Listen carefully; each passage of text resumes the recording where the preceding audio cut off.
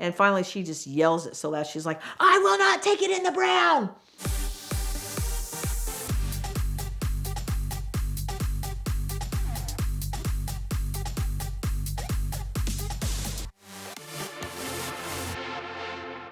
So I work with this guy, Crawford. He's from Georgia originally. And he'd say things like, yell up to the customer, your sister's a whore. And he'd be like, what did you just say? And he goes, I said I got one of these at our sister store. And he goes, oh, okay, I thought you were. And then, so then he comes up and I'm showing a vehicle and he goes, you know what, Gail? He goes, do you think if we had one just like that, they'd take it in the brown?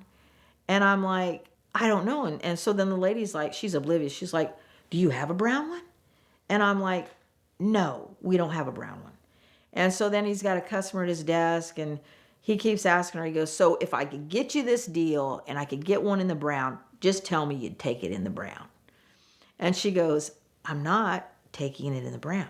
And he just keeps asking her. My sales manager is sitting over there and I'm like, God, Jeff, shut up. And finally she just yells it so loud. She's like, I will not take it in the brown. And I'm like, what is going on with this guy? He is a nut job. And so one day there was a customer out there and he didn't want to take it and I didn't want to take it. You know, it's one of those deals where you shouldn't judge, but sometimes when you've been doing it a long time, you just know. He was like, you got that? And I said, oh yeah, of course. You know, I can see you're jolly on the spot wanting to get up. So I go out there chalantly moving around and they look over at me and they're like, do you work here? And I was like, man, I said, you know, I've been looking for a salesman. I think there's one inside. They're like, oh, okay, we'll go get him. I was like, gotcha, Crawford. Him and I was probably usually about neck and neck, honestly. Loratab was his choice of whatever. So he got a little crazy on those. And he did have that spinal stenosis or whatever in his defense. But yeah, I think that kind of got to his whole career. But yeah, he was a good salesman. He was the true, what you would consider the classic car salesman. You know, I went out there one day and he had set me up. So then it just got to where I learned those things because, listen, I'm not like street smart or what have you, but I started learning the car business and how they use people and this, that, and the third. And so there's a truck out there on the lot and this guy pulls up and the guy's like, so how much is this truck? And I said, well, I'm pretty sure it's priced at $32,995. And he goes, well, that's interesting. I said, what do you mean? He goes, well, the guy in there told me it was less. Oh, I said, we have two exact vehicles. I said, I think one's down in service.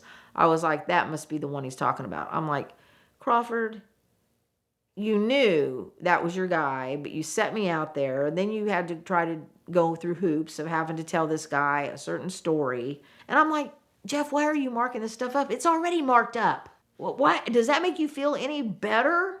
What is wrong with you? We've already gone into the satanic abyss. You even want to take it further? He drove an old beat up Cadillac DTS. I mean, I wouldn't say it was beat up, but now he's got a little Lexus that he drives, little 95, 97 something. You know, it's like, you know, the big hitters, the big finance guys, they're driving a $500 car. You know, they don't care. They're just there to make their 200, 300 grand, and a regular Joe Schmo Impala, shoot, who cares, you know? I mean, why spend all that money on something that's just drive it till the wheels fall off? You know, I honestly don't really have closing lines. I just kind of feel out the customer and I can really tell when they're there. I mean, I know, you know, you get the Ben Franklin close, you get all this, that, and the third. I mean, this one guy, I did have to use my how far apart are we close because he was just wearing me out. I'm just like, we're at like $100 difference, okay? And he was a farmer, and you know how farmers are. They're just, and finally, so I just uncrossed my legs and I said, you know, just how far apart are we? And he's like, well, I'll tell you what, if you do that one more time, I think we got a deal. And I said, not a problem.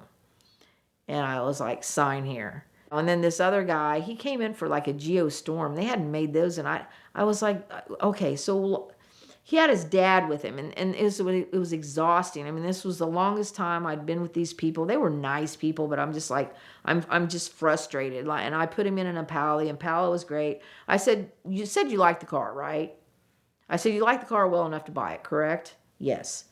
Then what's holding us back from going inside and just getting this done? And he goes, I have a request.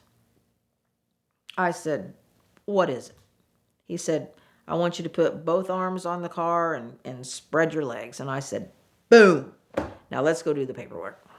Whatever you need to do to get a deal done, you just got to get it done. It's just that simple. You got to get paid. It's just you read people. It's more just reading people. It's just you just have this inner sense of knowing when to shut up, when to take it away from them, when to, just let it ride. I mean, I'm not a pushy person. I've never been pushy. I've never had to be, because I can usually make people come around to understanding here's what needs to happen. One instance on raising the price, it was not the only one. There had been numerous ones that I'd had to. It was on a Hyundai Tucson, and it was a family. It was a nice family. He wanted $4,000 more on this on top of that, and I'm just like, guys, I'm like, look, I was like, you don't have to buy this car. You understand that, right? You don't have to buy this car. But Gail, we like this car. And I said, I understand that. But I said, it's not at the price you were quoted. So I was like, if you don't want to buy this car, one, we can go out and find another car that fits maybe more in that price range where we were at, because I said, this is clearly going to raise your payment. Or two, you can go somewhere else and you can go look around and see what you want to do. But Gail, we like you. We like this car. This is what we want. It's trust in kind of a twisted way, because I'm getting you to trust me, but at the end of the day, wow. But it's my job, I mean, it's not like I'm in the mafia.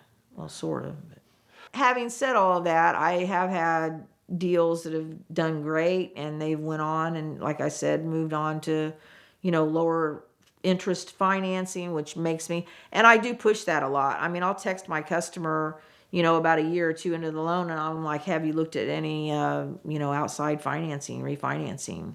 You could go talk to my girl at Wichita Federal Credit Union, go talk to this person, let me help you, whatever you need to do to try to get that, because it's all about saving money. That's what I tell my customers, so.